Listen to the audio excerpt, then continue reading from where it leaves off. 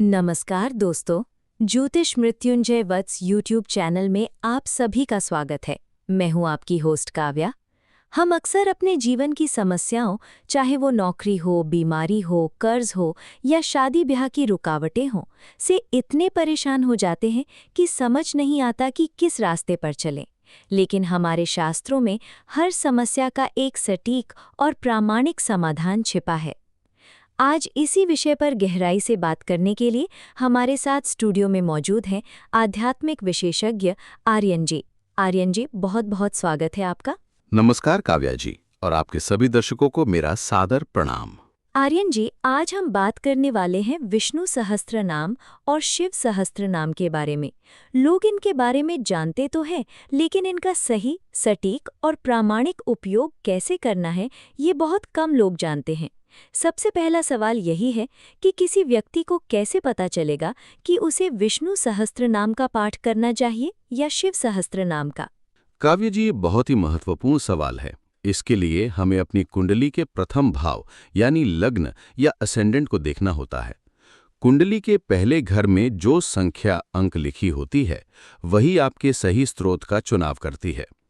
अगर पहले घर में 2, 7 शुक्र, 3, 6 बुध या 10, 11 शनि लिखा है, यानी वृषभ, तुला, मिथुन, कन्या, मकर या कुंभ लग्न है, तो उनके लिए विष्णु सहस्त्र नाम सबसे उत्तम है।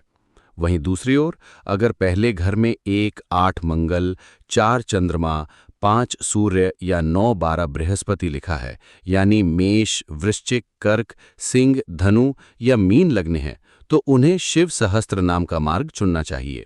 अरे वाह, ये तो बहुत ही स्पष्ट और वैज्ञानिक तरीका है। अच्छा हरि जी, इस साधना को शुरू करने से पहले क्या कोई खास नियम या सावधानियां हैं जिनका ध्यान रखना जरूरी है? बिल्कुल, इसके कुछ बहुत ही अनिवार्य नियम हैं। सबसे पहली बात, ईश्वर पर परिणाम छोड़ें, यानी अपनी समस्या जैसे कर्ज या बीमारी भगवान को बताएं, लेकिन समाधान का रास्ता खुद तय न करें। ये जिद न करें कि मुझे इसी कंपनी में नौकरी मिले या इसी व्यक्ति से शादी हो। ईश्वर को आपके लिए सर्वश्रेष्ठ चुनने दें। अवधि, ये कोई 1 या 2 दिन का उपाय नहीं है। लगातार 3 महीने तक नियम पूर्वक पाठ करने से ही समस्याओं का निश्चित निराकरण होता है। दिशा, पाठ करते समय आपका मुख हमेशा पूर्व दिशा यानी ईस्ट की ओर होना चाहिए। 3 महीने का संकल्प, ये तो अद्भुत है। और वस्त्र, आसन या दीक्षा की क्या नियम है? क्या इसके लिए किसी गुरु से दीक्षा लेनी जरूरी है? नहीं, इन नाम मंत्रों के लिए किसी कठिन बाहरी दीक्षा की आवश्यकता नहीं है। इस विधि को पूरी श्रद्धा से समझ लेना ही आपके लिए दीक्षा के समान है।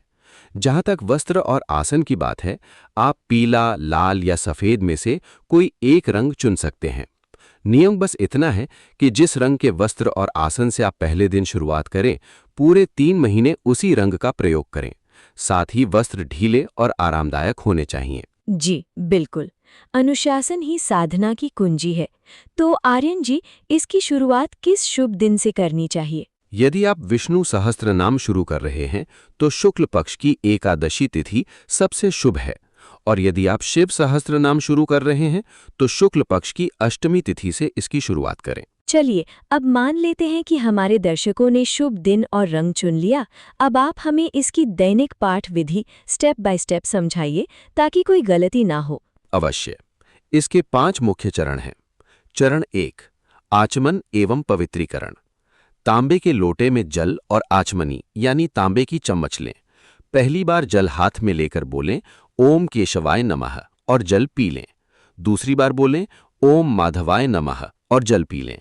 तीसरी बार बोलें ओम नारायणाय नमः और चौथी बार जल लेकर हाथ धो लें और बोलें ओम ऋषिकेशाय नमः। इसके बाद अपने ऊपर थोड़ा जल छिड़क कर भगवान का ध्यान करें। चरण 2, संकल्प। हाथ में थोड़ा जल और अक्षत लेकर अपनी कामना के अनुसार संकल्प पढ़ें।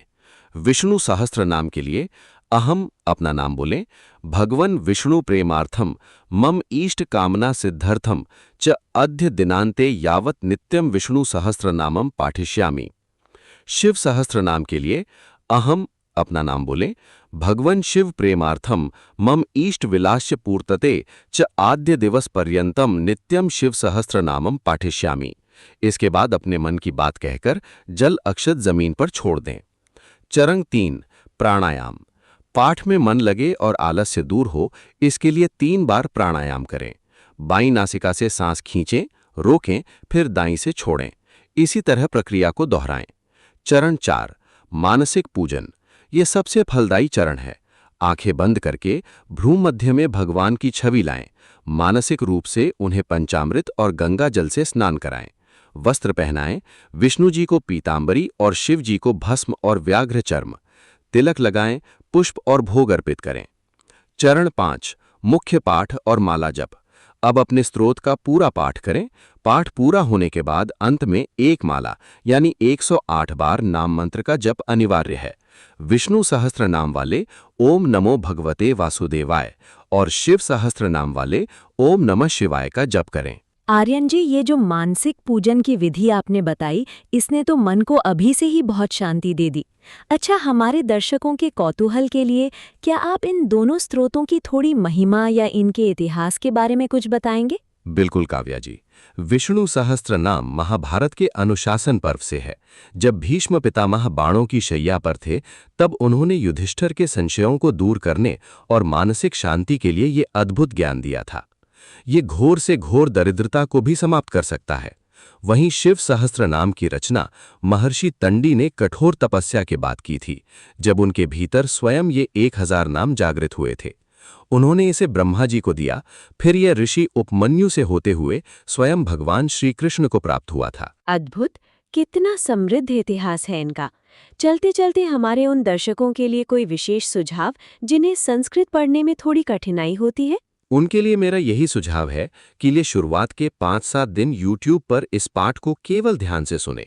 धीरे धीरे अभ्यास होने पर वे खुद पाठ करने लगेंगे और समय भी कम लगेगा। इसके लिए गीता प्रेस गोरखपुर की पुस्तक सबसे प्रामाणिक और सर्वश्रेष्ठ है। बहुत बहुत धन्यवाद आर्यन जी। आज आपने हमारे दर्शकों को जीवन बदलने वाला मार्ग दिखाया। धन्यवाद काव्या जी।